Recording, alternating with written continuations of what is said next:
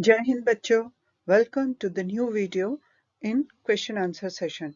आज हम शुरू करने जा रहे हैं आपकी क्लास 12th की टेक्स्ट बुक फ्लेमिंगो की जो पोएम है अ रोड साइड स्टैंड के क्वेश्चन आंसर्स। इस वीडियो के साथ ही आपको क्लास 12th 11th 10th के सभी लेसन्स के क्वेश्चन आंसर, एक्सप्लेनेशन, ग्रामर के वीडियोस और राइटिंग सेक्शन में सभी लेटर्स के और पैराग्राफ राइटिंग के वीडियोस भी अवेलेबल हैं जो एग्जाम के लिए बहुत जरूरी हैं। तो इस चैनल को सब्सक्राइब कीजिए ताकि आपको ये सभी वीडियोस मिल सकें। तो आइए हम शुरू करते हैं। Why do the people who run the roadside stand wait for the squeal of brakes so eagerly? Eagerly यानी उत्सुकता पूर्वक, squeal यानी आवाज ब्रेक की। तो जो सड़क के किनारे दौड़ने वाले लोग हैं वो ब्रेक की आवाज का इतनी बेसब्री से इंतजार क्यों करते हैं? जिनकी दुकान सड़क के किनारे लगी होती है वो गाड़ियों के ब्रेक का इंतजार क्यों करते हैं?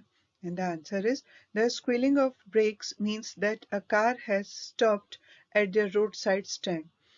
ब्रेक की आवाज का मतलब होता है कि एक कार सड़क के किनारे खड़े होकर रुकी है। It raises their hopes. इससे उनमें उम्मीद जागती है that the city people have stopped there to buy something from their roadside stand. और इससे उनमें ये उम्मीद जागती है कि सड़क के किनारे उनकी जो दुकान है वहां पे शहर के लोग कुछ खरीदने के लिए रुके हैं। Now they will get some money into their hands. और अब उन्हें अपने हाथों में थोड़ा सा पैसा प्राप्त होगा। Explain, soothe them out of their wits with reference to the poem The Roadside Stand. The Roadside Stand कविता के संदर्भ में ये जो शब्द उपयोग किए गए हैं कि उन्हें उनकी बुद्धि के अनुसार शांत करें या सांत्वना दें, इसकी व्याख्या कीजिए। And the answer is the powerful men approach the country folk with false promises of providing them with better living conditions. शक्तिशाली लोग बेहतर जीवन की स्थितियों और बेहतर जीवन प्रदान करने के झूठे वादे के साथ देश के लोगों से संपर्क करते हैं। एंड अ बेटर लाइफ, और साथ ही उन्हें एक बेहतर जीवन का भी धोखा देते हैं। These innocent and simple rustics repose blind faith in their false claims and feel soothed and satisfied.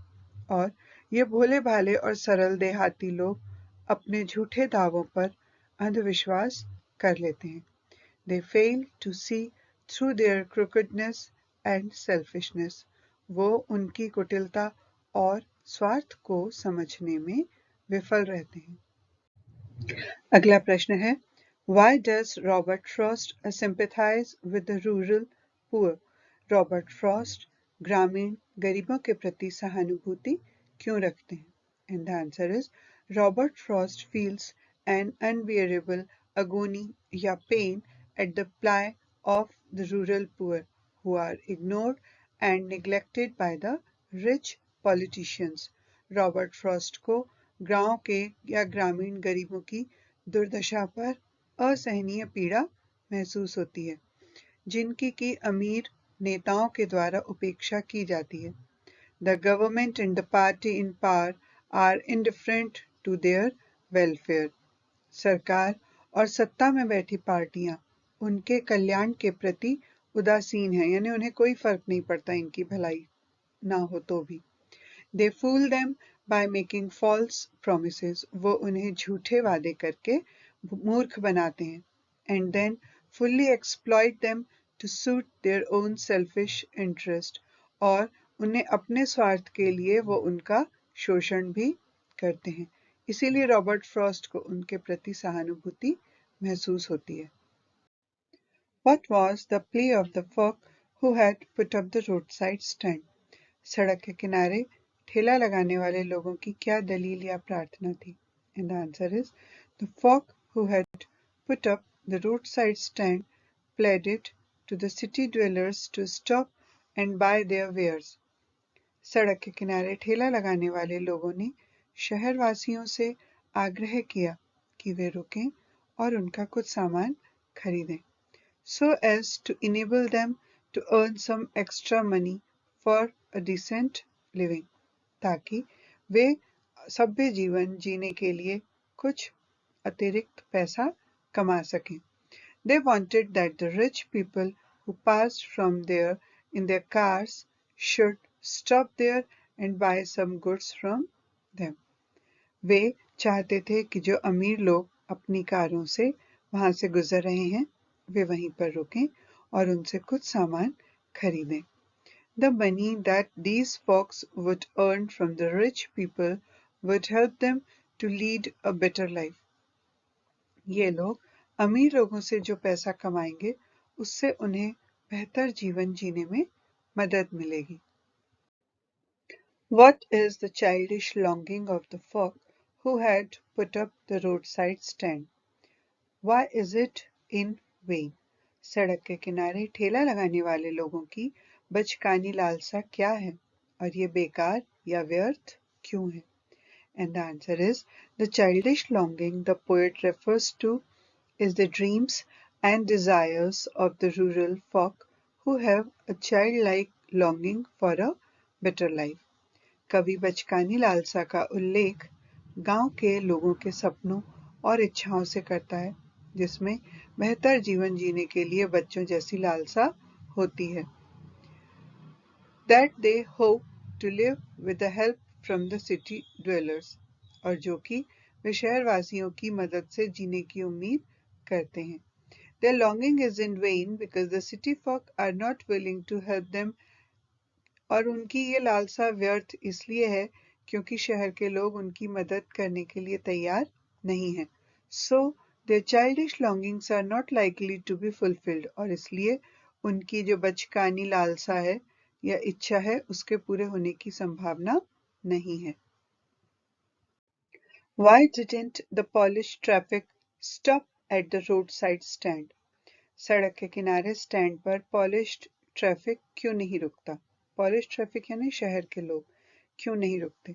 And the answer is the polished traffic conveniently overlook the roadside stand and do not stop there as their mind is focused only on their destination. Destination यानी होता है मंजिल या गंतव्य जहां पहुंचना है। तो जो शहर के लोग हैं जो पॉलिश ट्रैफिक हैं वो सड़क के किनारे लगे हुए स्टैंड को बड़ी आसानी से नजरअंदाज कर देते हैं और वहां पर नहीं रुकते। क्यों नहीं रुकते? क्योंकि उनका दिमाग केवल अपने गंतव्य पर या अपनी मंजिल पर केंद्रित होता है।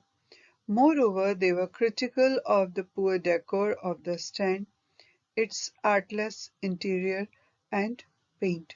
इसके अलावा ये जो सड़क के किनारे ठेले हैं उनके बहुत साज सज्जा शहर जैसी चमक दमक नहीं होती, उसके कलाहीन इंटीरियर और पेंट के भी आलोचना करते हैं और इसीलिए वो वहां पर नहीं रुकते क्योंकि ये दुकानें शहरों की दुकानों की तरह अट्रैक्टिव नहीं होती। What news in the poem A roadside stand is making its round in the village? सड़क के किनारे का एक स्टैंड। इस कविता में कौन सी खबर गांव में घूम रही है? And the answer is the news making its round is about the resettlement of the poor rural people who will be resettled in the villages next to the theatre and the store. जो खबर चल रही है वो ये है कि जो गरीब और ग्रामीण लोगों के पुनर्वास के बारे में है जिन्हें थिएटर और स्टोर के बगल के गांव में बसाया जाएगा। They would be close to the cities and will not have to worry about themselves anymore. ये शहरों के नजदीक होंगे और अब उन्हें अपनी चिंता नहीं करनी पड़ेगी क्योंकि अब शहरों के लोग उनसे सामान आकर खरीद लिया करेंगे। Why do people at the roadside stand ask for city money? सड़क के किनारे खड़े लोग शहर का पैसा क्यों मांगते हैं? And the answer is the rural people running the roadside stand are poor and deprived. सड़क के किनारे ठेला लगाने वाले गांव के लोग शहर के लोगों के विपरीत गरीब और वंचित होते हैं। Unlike the people of the city, शहर के लोगों के विपरीत। They thus ask for city money so that they too can lead a life of happiness and prosperity. वे इस प्रकार शहर से धन मांगते हैं ताकि वे भी सुख और समृद्धि का जीवन जी सकें।